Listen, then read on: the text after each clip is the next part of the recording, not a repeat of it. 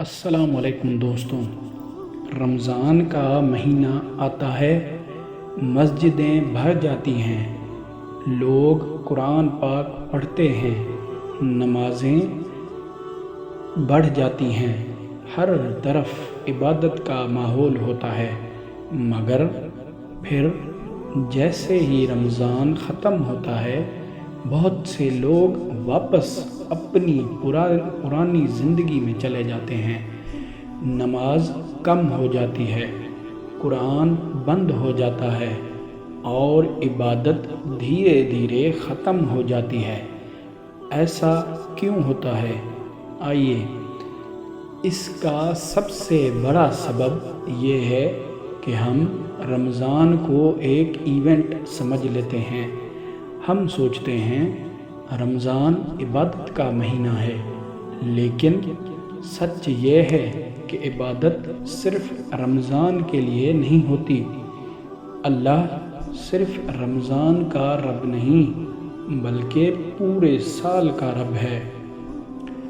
رمضان میں شیطان قید کر دیا جاتا ہے، اسی لیے عبادت آسان لگتی ہے۔ مگر جب رمضان ختم ہوتا ہے تو شیطان پھر سے آزاد ہو جاتا ہے اور پھر وہ انسان کو دھیرے دھیرے واپس گناہوں کی طرف لے جاتا ہے۔ اگر انسان اپنی عادتیں نہیں بدلتا تو وہ پھر سے وہی غلطیاں کرنے لگتا ہے۔ رمضان کا اصل مقصد کیا ہے؟ رمضان انسان کی ٹریننگ ہے۔ یہ ہمیں سکھاتا ہے صبر، تقوی اور اللہ کے قریب رہنا۔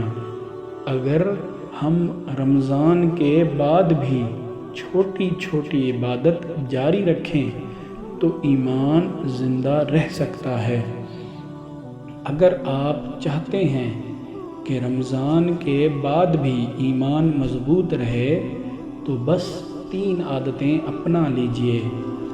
روز کی نماز پابندی سے، تھوڑا سا قرآن اور روز اللہ سے دعا۔